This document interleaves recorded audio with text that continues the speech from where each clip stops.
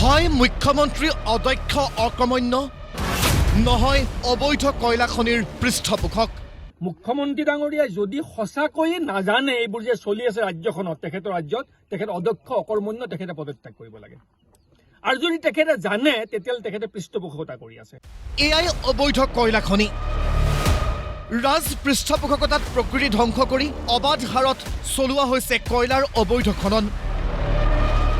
কাৰ্বি আংলং জিলাত চলি থকা কয়লাৰ অবৈধ খননৰ ছবিখন প্ৰতিদিন টাইমযোগে ৰাজহুৱা হোৱাৰ পিছত ৰাজ্যজুৰি সৃষ্টি হৈছিল তীব্ৰ প্ৰতিক্ৰিয়াৰ। আৰু সোমবাৰে কাৰ্বি আংলং জিলাৰ অবৈধ কয়লাৰ খনিয়ে খনিয়ে ঘূৰিছে অসম জাতীয় পৰিষদৰ সাধাৰণ সম্পাদক জগদীশ ভূঞাসহ দলটোৰ এটা প্ৰতিনিধিৰ দল। তেখেতসকলক সংগ দিছে কাৰ্বি আংলং জিলাৰ প্ৰধান বিৰোধী দল APHLCৰ মুৰব্বী জন ইংটি কাঠাৰসহ অন্যান্য সদস্যসকলে।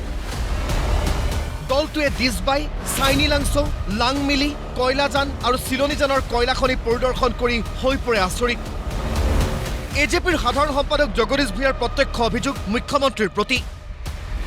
হয় মুখ্যমন্ত্ৰীৰ অদক্ষ অকৰ্মণ্য নহয় অবৈধ কয়লা খনিৰ পৃষ্ঠপোষক।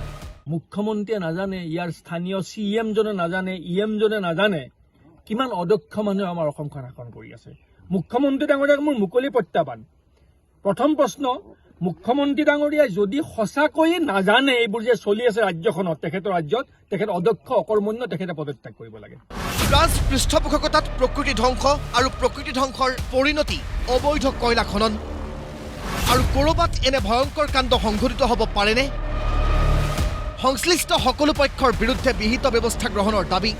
এই অবৈধ কয়লাবোৰ সৰবৰাহ হওঁতে ট্ৰেফিক ৰুল ভাইলেট কৰি অভাৰলোডিঙেৰে অবৈধ কয়লা ৰাস্তাতে সৰবৰাহ হওঁতে যিবোৰ বিভাগে অৱজ্ঞা কৰিছে, যিবোৰ বিভাগে টকা খাই এই বিষয়বোৰ চকুৰ দৃষ্টিৰ পৰা আঁতৰত ৰাখিছে, আৰক্ষী, জিলা প্ৰশাসন, ট্ৰান্সপৰ্ট ডিপাৰ্টমেণ্ট, ফৰেষ্ট ডিপাৰ্টমেণ্ট, সেইবিলাকৰ সংশ্লিষ্ট যিমানবোৰ বিষয়া আছে এই অবৈধ খনন আৰু সৰবৰাহ হৈ থকা স্থানসমূহ তেওঁলোকৰ বিৰুদ্ধে ব্যৱস্থা গ্ৰহণ কৰিব লাগে।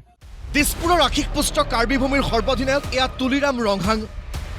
তুলিৰাম এতিয়া খুবেই ব্যস্ত এডভান্টেজ আছামৰ বাবে বিদেশী বিনিয়োগকাৰী বিচৰাত। খেতি কৰিবলৈ মাটি নাই, দুখীয়াৰ পৰা দুখীয়া হৈ গৈছে কাৰ্বি ৰাইজ।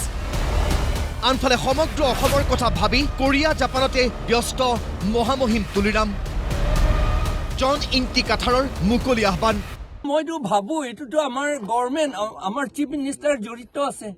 কাৰণ আমাৰ ইয়াত তুলিৰাম ৰংহাঙে চিফ মিনিষ্টাৰ যি কয় সেইটোহে কৰে, আৰু চিফ মিনিষ্টাৰৰ পৰা পাৰ্মিশ্যন নাপালে একো নকৰে তেওঁ।